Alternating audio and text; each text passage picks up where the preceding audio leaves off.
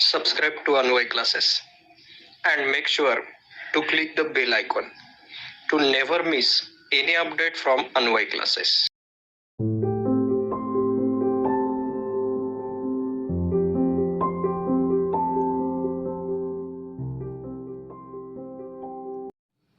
Hello guys, welcome to our channel Anvay Classes. हम लोगों ने मैथ्स में ये फोर्थ प्रैक्टिस सेट में से लास्ट लेक्चर में 2 क्वेश्चन को सॉल्व किया था। होपफुली आप लोगों ने वो अच्छे से देखा होगा, समझ लिया होगा। बहुत से बच्चों ने तो नेक्स्ट भी ट्राई किया। तो अभी हम लोग वही करने वाले। इसमें जो रिमेनिंग 2 क्वेश्चन है, मतलब थर्ड और फोर्थ वाले क्वेश्चन जो है, वो हम लोग ये प्रैक्टिस सेट में सॉल्व करने वाले। Listen carefully. मैंने मेरी लास्ट वीडियो कंप्लीट होने के बाद में 2 क्वेश्चन एक्टिविटी आपको सॉल्व करने के लिए दिया था। तो बहुत से बच्चों ने वो सॉल्व भी किया, लेकिन कुछ बच्चों को वो सॉल्व करने में दिक्कत आ रही थी। सो दैट्स वाई ये वीडियो के लास्ट में मैं प्रीवियस वीडियो के होमवर्क का सॉल्यूशन भी देने वाला हूँ। तो वो भी आपको लास्ट में सही से देख लेना है। Okay, so let's start our practice set 4, question number 1 and sub question number 3. Okay guys, as you can see, this is a third example of our fourth practice set. मैंने यहाँ पे दोनों इक्वेशन को लिख के रखा है। As you can see, all the variables are in denominator. That's why those are not linear equation. And once you see the variables in denominator, आपको करना क्या होता है, हर एक न्यूमरेटर को 1 से मल्टीप्लाई कर देना होता है। तो देखो यहाँ पे मैं क्या कर रहा हूँ, हर एक न्यूमरेटर को दोनों इक्वेशन में से 1 से मल्टीप्लाई कर रहा हूँ। So multiplying with 1 all the numerators only.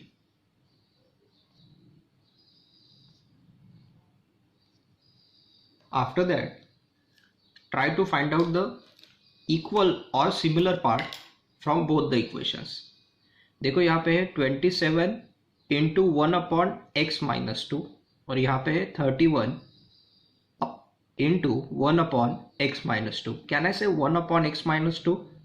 1/x-2 is a common part in both equation. तो इसके लिए करना क्या होता है फिर, let this 1/x-2 B m।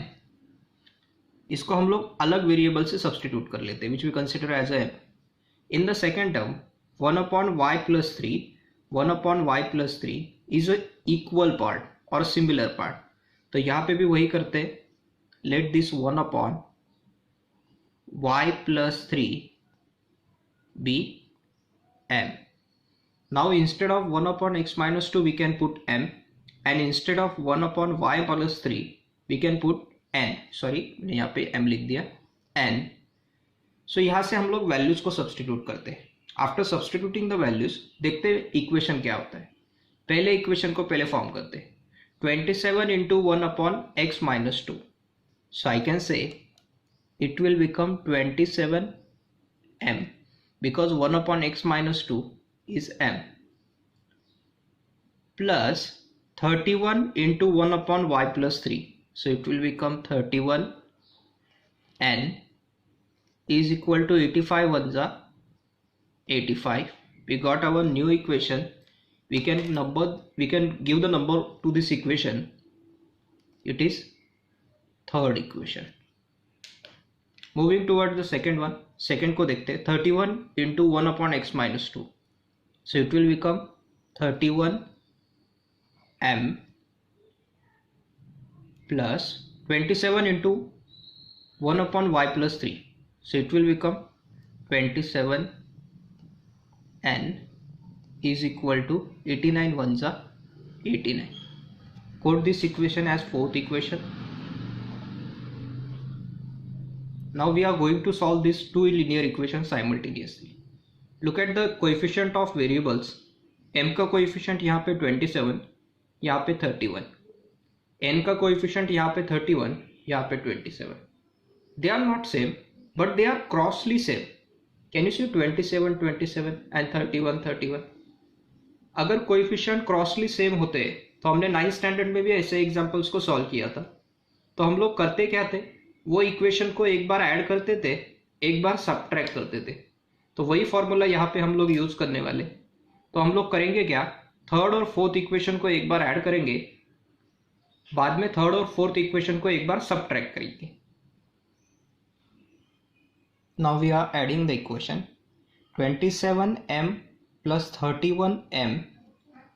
This addition will gives us 58m plus 31n plus 27n, which is 58n, equal to 85 plus 89, ये हम लोगों को आंसर दे देगा 174। सो हमारा जो इक्वेशन बचा है उसे एक बार लिख लेते हैं। 58m plus 58n is 174. If you can see 58 and this term also divisible by 58, so all these three terms can be divisible by 58. So let's divide it. Divide by 58.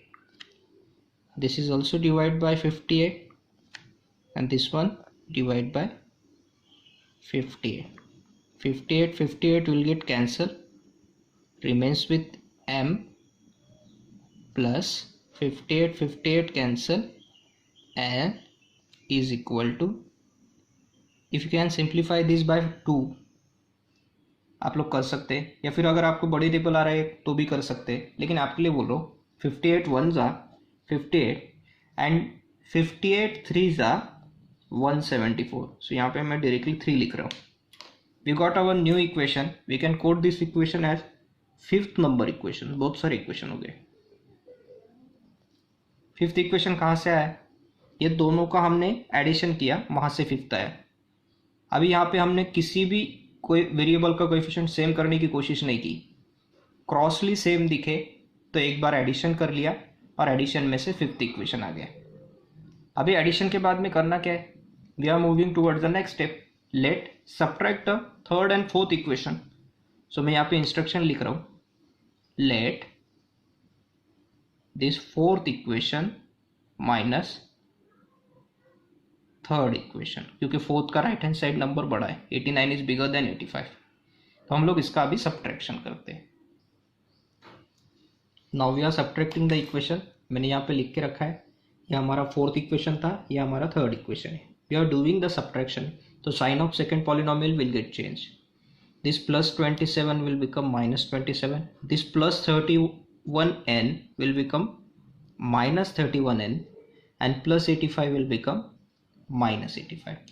Now let's find the answer. This 31m minus 27m will use us 4m plus 27n minus 31n।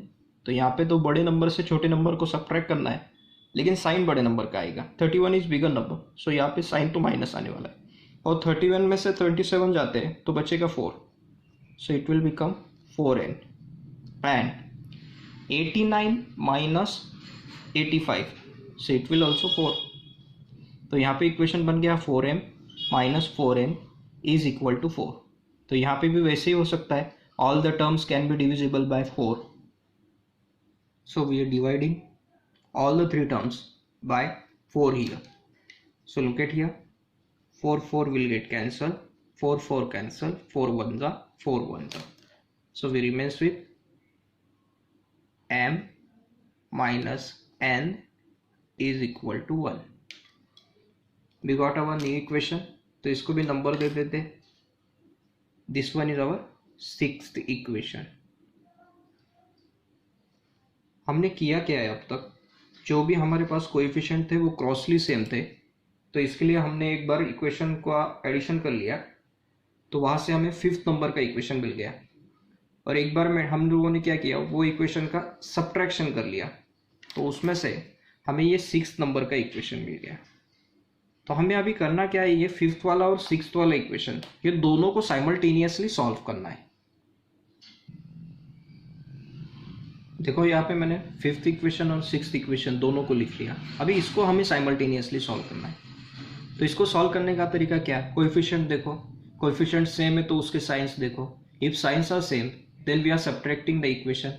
If signs are different then we are adding the equation. तो यहाँ पे तो subtraction होगा या addition होगा, कोई भी बोल सकता है. इफ यू कैन सी यहाँ पे एम के और एन के दोनों के कोएफिशिएंट सेम है, लेकिन यहाँ पे एन के जो टर्म्स है उसके साइंस अलग अलग है. If signs are different then we are adding the equation. तो यहाँ पे हम लोग करने क्या वाले, तो हम लोग यहाँ पे एडिशन करने वाले. We are adding the equations. तो एडिशन में साइन वगैरह चेंज होने का कोई दिक्कत नहीं होता है. m plus m will gives us 2m. This minus n plus n will get cancelled. 3 plus 1 is 4. So finally 2m is 4. By shifting this 2 towards the right hand side, m is equal to 4 upon 2.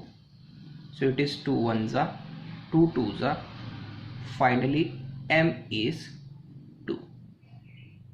So by putting this value of m in any of equation you will get the value of n here. So हम लोग क्या करते हैं, यहाँ पे fifth में put करो या सिक्स्थ में पुट करो, कहीं भी पुट करो तो आपको वैल्यू मिल जाएगा. तो मैं क्या करता हूँ यहाँ पे put in which is the equation can be easier. So यहाँ पे तो दोनों भी इजी है, तो हम लोग क्या करते हैं पुट इन फिफ्थ इक्वेशन.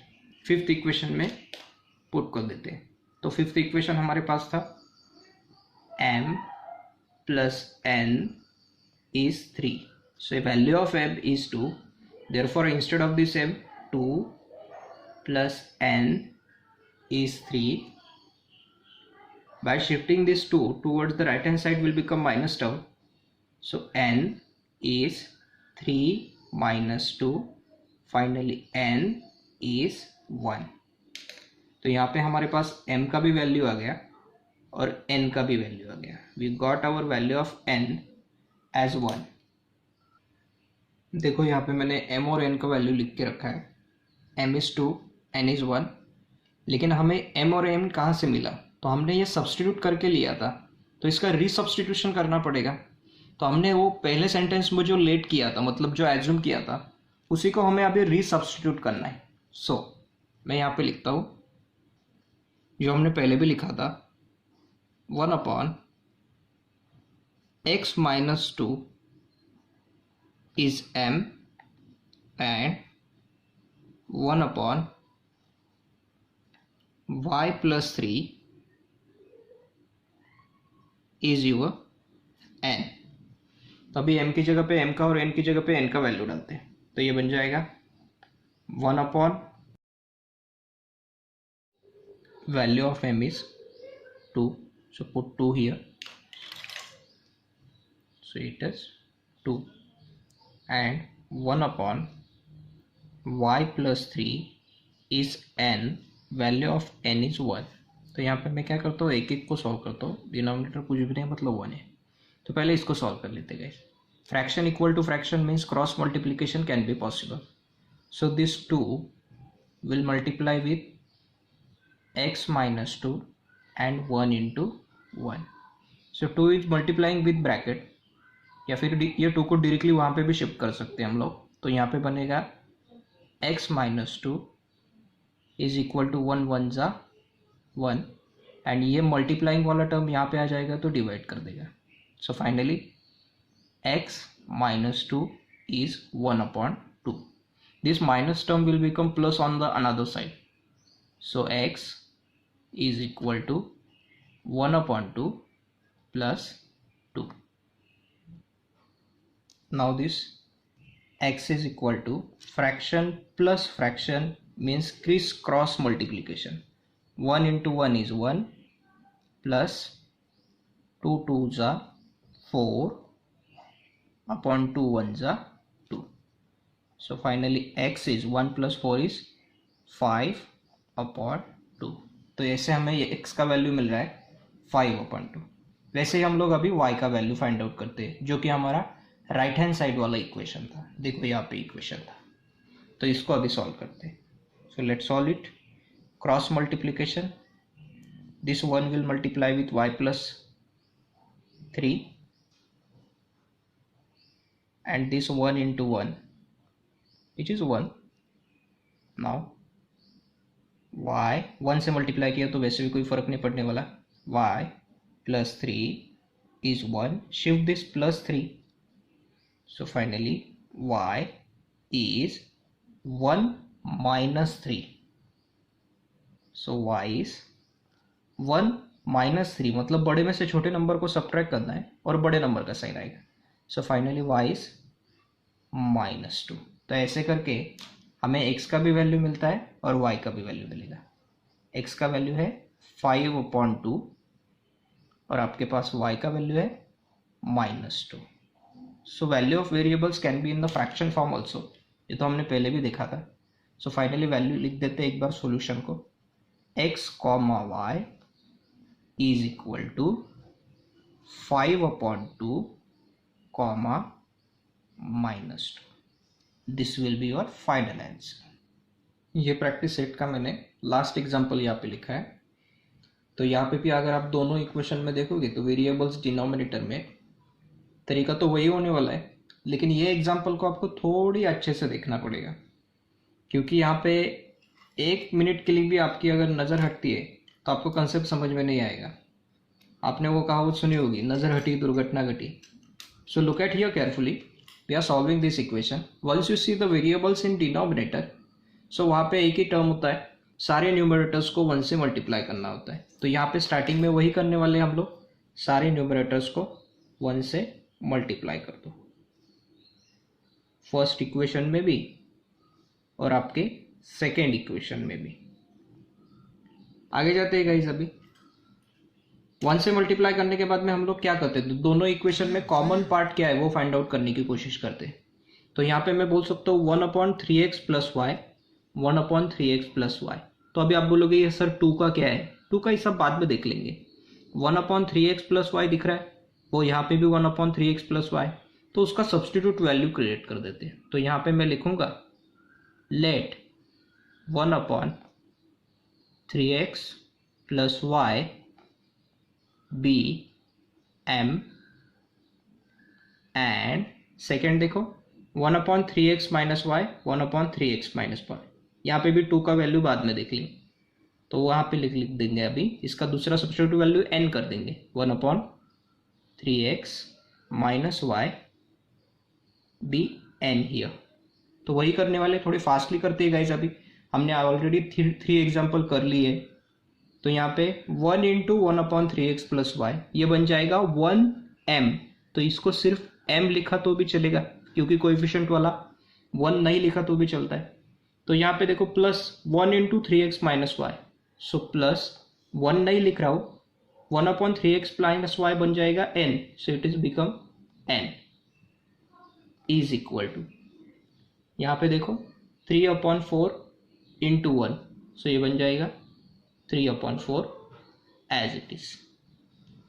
तो फिर भी ये लीनियर नहीं लग रहा है, इसको और ज़्यादा सिंप्लीफाई करते हैं गाइस। मैं क्या करता हूँ, ये डिवाइड करने वाले 4 को इधर लेके आता हूँ।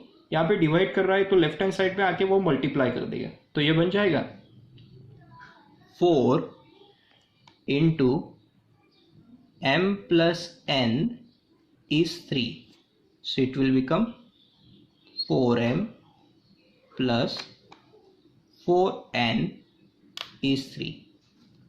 Now I can give this equation a number. तो यहाँ पे मैं नंबर दे देता हूँ इक्वेशन नंबर 3। नाउ हमने किया था, ये वैल्यूज को फर्स्ट में डाल के यहाँ से ये सब्स्टिट्यूट बना दिए। अभी जाते हैं गाइस ये वैल्यूज को सेकेंड में डालने के लिए। तो यहाँ पे 1/2, अभी ये 1/2 कंसिडर करो, सिर्फ 1 × मत बोलो, क्योंकि यहाँ पे ये डिनोमिनेटर वाला 2 भी अलग से।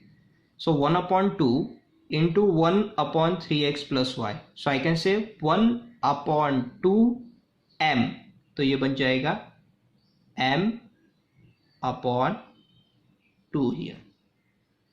केयरफुली देखो, 1 तो नहीं लिखा तो भी चलता है, और 1/3x प्लस वाई की जगह पे m लिखना है तो यहाँ पे m लिख दिया, लेकिन डिनोमिनेटर में 2 था तो 2 लिखना पड़ेगा। वैसे ही माइनस 1/2 × 1/3x माइनस वाई, सो 1/2 वैसे ही रहेगा, 1/3x माइनस वाई की जगह पे n आ जाएगा, तो ऊपर न्यूमरेटर में n आ रहा है, अपॉन डिनोमिनेटर में 2 आ रहा है, विच इज इक्वल्स टू, यहाँ पे क्या था आपका, राइट हैंड साइड का नंबर जो है वो है आपका -1/8, don't forget this minus sign, -1/8। तो गाइज इसको अगर सिंप्लीफाई करना होगा तो यहाँ पे मुझे डिनोमिनेटर में से पहले तो 2 हटाना है, ये पहले टारगेट है। तो मैं क्या करता हूँ, सारे न्यूमरेटर्स को 2 से मल्टीप्लाई कर देता हूँ। अगर सपोज मैंने सारे न्यूमरेटर्स को 2 से मल्टीप्लाई कर दिया तो उसका एडवांटेज ये मिलेगा, 2 1 जा 2 1 जा, तो ये बच जाएगा m माइनस 2 1 जा 2 1 जा, ये बन जाएगा n इज इक्वल टू 2 1 जा 2 2 4 जा 8, ये बन जाएगा -1/4। ये डिवाइड करने वाला 4 हम लोग उधर लेके जाते हैं, तो 4 ये दोनों के साथ मल्टीप्लाई करने वाला है, 4 into m minus n is -1, so it will become 4m minus 4n is -1। तो अभी हमें ये तरीके से इक्वेशन मिल गया, तो इसको कोड कर देंगे एज अ फोर्थ इक्वेशन। हमें गाइस फोर्थ और थर्ड इक्वेशन को साइमल्टेनियसली अभी सॉल्व करना है। यहाँ पे थर्ड इक्वेशन और फोर्थ इक्वेशन दोनों आपको स्क्रीन पे दिखाई दे रहे हैं। देखो थर्ड इक्वेशन फोर्थ इक्वेशन में 4m 4m 4n 4n 4 4 same है, तो यहाँ पे 4n और 4n ये दोनों टर्म्स को अगर टारगेट कर लिया तो दोनों का साइन अलग है। देखो तो मैंने अगर थर्ड और फोर्थ इक्वेशन का एडिशन कर लिया तो n वाला टर्म वैसे ही कैंसिल हो जाएगा और हमें m का वैल्यू मिल जाएगा। तो उसी तरीके से करते हैं, अभी थर्ड और फोर्थ इक्वेशन को ऐड कर लेते हैं। Now we are adding the equation, 4m plus 4n ये बन जाएगा 8m plus 4n minus 4n cancel, और यहाँ पे 3 माइनस 1 बन जाएगा 2, बिकॉज 3 से 2 अगर सब्ट्रैक्ट कर दोगे तो यहाँ पे सॉरी 3 से 1 सब्ट्रैक्ट कर दोगे तो यहाँ पे 2 मिल जाएगा। तो हमारे पास बचा है 8m is equal to 2, so finally m is 2/8। ये 8 को इधर लेके आए, यहाँ पे मल्टीप्लाई कर रहा है तो इधर आके डिवाइड कर रहा है, 2 1 जा 2 2 4 जा 8, so finally value of m is 1/4. It is in form of fraction here. So while we are putting this value in any of equation, you will get the value of n. तो यहाँ से हम लोग क्या करते, third में put करते, तो यहाँ पे मैं लिखूंगा पुट इन थर्ड इक्वेशन। तो थर्ड इक्वेशन मेरे पास है which is 4m plus 4n is 3। सो m की जगह पे अभी 1/4 डालना है, because m is equal to 1/4। So यहाँ पे 4 into m will become 1/4 plus 4n is 3, this 4 will get cancelled, so 1 plus 4n is 3 plus 1 को उधर भेज दो, माइनस बन जाएगा, सो 4n is equal to 3 minus 1, so 4n is equal to 2, value of n is 2/4 here। तो यहाँ से 2 1 जा 2 2 2 जा 4, so value of n is 1/2। तो वैल्यू हमारे यहाँ पे मिल गया 1/2। यहाँ पे हमें दोनों भी वैल्यू मिल गए m और n के। तो अभी ये तो सिर्फ सब्स्टिट्यूट वैल्यू हो गए, मतलब हमारे एजम्पशन वैल्यू हो गए। हमें तो अभी बाकी के भी वैल्यू फाइंड आउट करने, इसका रीसब्स्टिट्यूशन करना जरूरी है। मैं यहाँ पे क्या करता हूँ, दोनों वैल्यू लिख लेता हूँ, m, n is 1/4, 1/2। So let's resubstitute the values now। देखो यहाँ पे हमने यहाँ पे सब्स्टिट्यूशन वैल्यू मैंने यहाँ पे लिख के रखा है, 1/3x प्लस वाई m था और 1/3x माइनस वाई n था। तो m का वैल्यू तो 1/4 था, वो मैंने यहाँ पे लिख लिया, और n का वैल्यू 1/2 लिख लिया। तो अभी इसको अगर सॉल्व करना है तो दोनों के एक साथ मैं इंस्ट्रक्शन लिख रहा हूँ। तो यहाँ पे मैं लिख दूंगा बाय इन्वर्टेंडो प्रोसेस। इन्वर्टेंडो मतलब उल्टा कर देना है। तो ये बन जाएगा आपका ये वाला इक्वेशन जो था, ये बन जाएगा 3x प्लस वाई इज 4। ये दोनों डिनोमिनेटर बन जाएंगे 1 1, वो नहीं लिखे तो भी चलेंगे। और यहाँ से ये बन जाएगा आपका 3x माइनस वाई इज 2। ये तो वापस से न्यू इक्वेशन बन गए, दोनों लीनियर इक्वेशन है, तो कोई दिक्कत वाली बात नहीं है। इक्वेशन थोड़े बड़े होने वाले, सॉल्यूशन थोड़ा बड़ा होने वाला है, लेकिन इतना भी ज़्यादा डिफिकल्ट नहीं है। तो मैं क्या करता हूँ, इसको वापस से लिख लेता हूँ, 3x प्लस वाई इज 4, और इसको लिख लेता हूँ 3x minus y is equal to 2। और यहाँ पे ये दोनों को नंबर देना पड़ेगा क्योंकि ये दोनों भी नए लीनियर इक्वेशन फॉर्म हो रहे हैं। तो यहाँ पे सीक्वेंसली मुझे मिल रहा है ये 5th नंबर का इक्वेशन और ये मिल रहा है 6th नंबर का इक्वेशन। तो इसको अभी साइमल्टेनियसली सॉल्व करना है guys. Look at here carefully. यहाँ पे प्लस वाई माइनस वाई दिख रहा है, तो डायरेक्टली एडिशन कर देंगे तो बात बन जाएगी। एडिशन में वैसे ही plus y minus y cancel हो जाएंगे अपने आप से। तो यहाँ पे 3x plus 3x, 3 plus 3 will give us our answer as 6x, plus y minus y cancel, 4 plus 2 is 6। तो यहाँ पे x इज व्हाट, 6/6। तो यहाँ से सिंप्लीफाई कर दोगे तो आंसर मिलते जाएगा 6 1 जा 6, 6 1 जा 6। So finally x is what, x is 1। x का वैल्यू मिल गया। तो अभी x का वैल्यू मिलने के बाद में x का वैल्यू कहीं पे भी डाल दो, आपको y का वैल्यू मिल जाएगा, आइदर 5th इक्वेशन में या 6th इक्वेशन में, कहीं पे भी डाल दो। तो इसको सिंपल करने के लिए हम लोग क्या करते हैं, 5th इक्वेशन में डालते हैं, put in our 5th equation. थोड़ा हैंड राइटिंग गलत हो रहा है। Now our 5th equation is 3x plus y is 4। So 3 into value of x is 1 plus y is 4। 3 1 जा 3 plus y is 4. So finally y is what? 4 minus 3. Shocking. Y is also 1. तो यहाँ पे x का भी value 1 है और y का भी वैल्यू 1 है। बहुत बड़ी दिक्कत वाली बात है यार, इतना बड़ा सॉल्यूशन सॉल्व कर लिया और आंसर क्या मिल रहा है, तो 1 मिल रहा है। सो लास्ट में सॉल्यूशन लिखना नहीं भूलना है हमें। x, y इज, x भी 1 है और y भी 1 है, तो कोऑर्डिनेट्स बनेंगे 1, 1। तो इस तरीके से आपका ये सॉल्यूशन था। तो यहाँ पे हमने ये 4th क्वेश्चन कंप्लीट कर लिया और यहाँ पे हमने ये 1.4 पूरा प्रैक्टिस सेट ही कंप्लीट कर लिया।